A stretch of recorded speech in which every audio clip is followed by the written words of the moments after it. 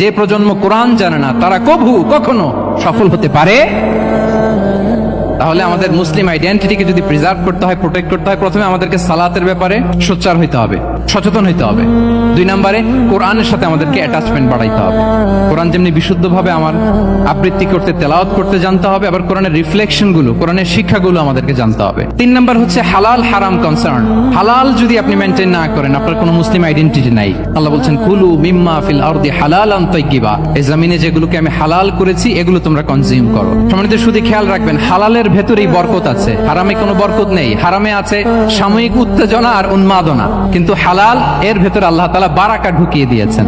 তাহলে আমরা হালাল কনজিউম করব সব ক্ষেত্রে। হারাম খেয়ে, হারাম কনজিউম করে যে ব্যক্তি দোয়া করে, যারা হারাম খায় তাদের দোয়া আল্লাহ কবুল করে না, এবং হারাম খেয়ে বর্ধিষ্ণু দেহ আল্লাহর জান্নাতে প্রবেশ করবে না। লা ইয়াদখুলুল জান্নাতা জাসাদুন গুযিয়া বিল হারাম। হারাম খেয়ে যে দেহ নাদুস নুদুস হয়েছে, ওই দেহ কখনো আল্লাহর জান্নাতে প্রবেশ করবে না। এজন্য খবরদার, আমাদের সবকিছু আমরা হালাল দিয়ে সাজাবো।